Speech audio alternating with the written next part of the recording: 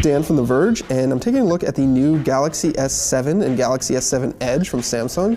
These are Samsung's flagship phones for this year, and they're very similar in looks and feel to last year's S6 and S6 Edge, but there are some key differences that Samsung's really improved in a number of ways. For one, the S7 is a 5.1-inch display, so that's the same size as last year, but the back has been curved, so it's a little bit more comfortable to hold, very similar to the Note 5's design there.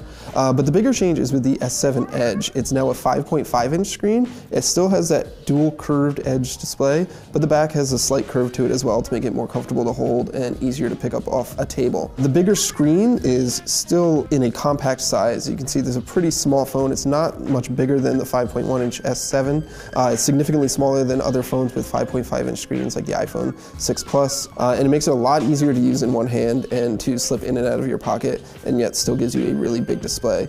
The display itself is obviously Samsung Super AMOLED technology. It's got a QHD resolution. You can see here on the back, the camera has been trimmed down a lot, so doesn't stick out as much as it used to. It's a 12 megapixel camera this year, so it's a new sensor, and Samsung says that the autofocus system has been greatly improved, as well as low light capture. It's a brighter lens, larger pixels for better low light capabilities. And then a lot of the other details are very similar to last year's phones. However, the big change here is obviously you can now put a micro SD card slot in, and these new phones are now also water resistant up to 1.5 meters for 30 minutes. So those are two big changes from last year's phone. Inside, the devices that we sold here in the US are going to be running Qualcomm Snapdragon 820, whereas Samsung will use its own Exynos processor elsewhere.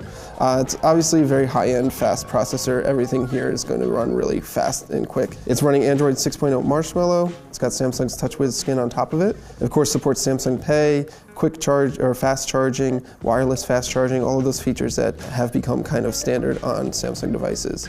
The one thing that's been updated for the S7 Edge is the new Edge panel here.